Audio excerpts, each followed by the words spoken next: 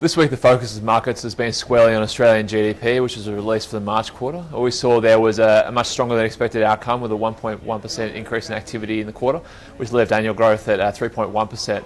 That's actually the strongest outcome for annual growth we've seen since sort of late 2012, and is also above what we regard as being trend growth, which is around 2.75%. So it's quite a robust outcome overall.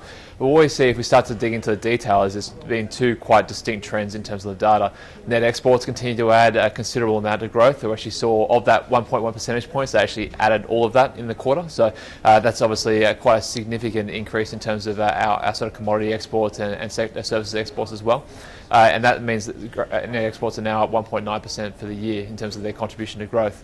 At the same time, domestic demand was actually flat in the quarter, only up about 0.9% over the year. So this is really a continuing theme for the Australian economy, where we are seeing the benefits of the mining investment boom, which has given us quite a significant amount of increased capacity to provide commodity exports. And at the same time, we're seeing quite a degree of weakness in domestic demand, which is in part due to the unwind of the investment story, but also sort of softness outside the mining sector as well. If we just kind of look at more of that net exports picture, as I mentioned, a lot of it has been around sort of resource exports, but in addition to that, services exports are increasingly becoming a very key component of our total net exports line. So in terms of service exports, what we saw there is relative to 2014, when they added about 0.1 percentage points. At March 2016, we're now seeing them at about 0.5 percentage points. So it's obviously quite a significant increase, and it's really being driven by the continued development of Asia, as well as the relatively low level of the Australian dollar, and that sort of low 70 cents against the US dollar.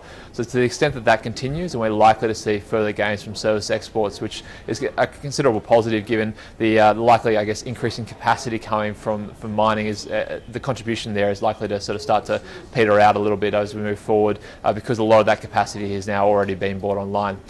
Switch across to domestic demand, and what we see there again is kind of two sort of key trends. With regards to investment, mining investment continues to contract from growth, and that's taken about 1.6 percentage points from growth over the past year. At the same time, we're actually still really yet to see service investment start to fire, despite the sort of improving sort of underlying strength in service exports. So that sort of that absence of growth in there is meaning that we're really having to rely on the consumer, both with respect to residential investment and also general consumption, to really get domestic demand back to flat, and indeed sort of see it increase over time as well.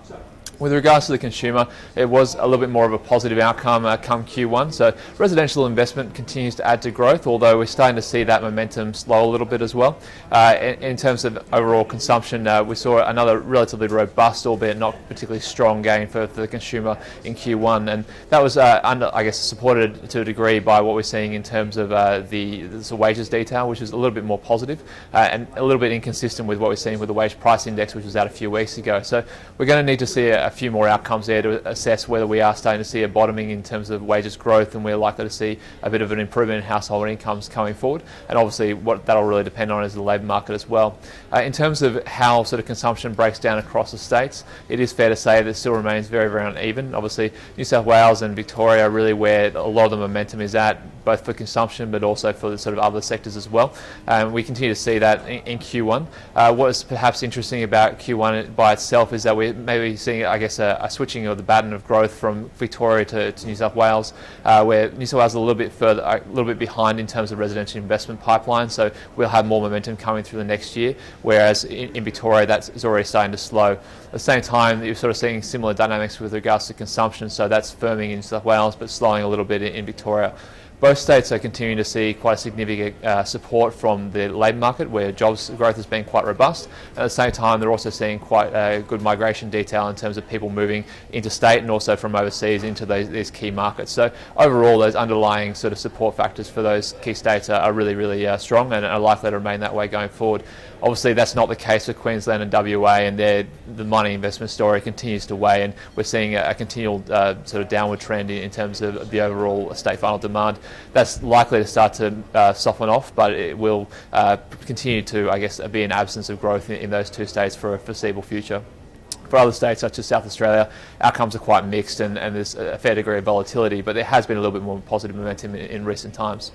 If we look forward to next week, there's two real sort of key releases. The RBA does meet, and there we're unlikely to really see a particularly significant change in terms of the tone. It is fair to say, obviously, GDP was stronger than expected, but because of the weakness in domestic demand, and also the price detail from GDP wasn't really inconsistent. Actually, indeed, it was quite consistent with what we're seeing with the weakness in the CPI. So they're likely to continue to play up that sort of storyline of soft inflation, providing scope for further action if necessary, and waiting to see how activity sort of develops over the next couple of months. The more major, key event next week is really going to be Chair Yellen speaking on Monday night. That's really going to define policy expectations for both the June, July, and indeed September meetings from the FOMC, which are coming up quite soon. That will also come after tonight's payrolls outcome, which would be a good guide as to what's happening with the labour market. So that's going to be a very, very keen focus, and will likely have a material impact on the Australian dollar relative to the US, and also that sort of broader US dollar trend, which really is a key sort of underpinning for the global economy. So we'll see you next week.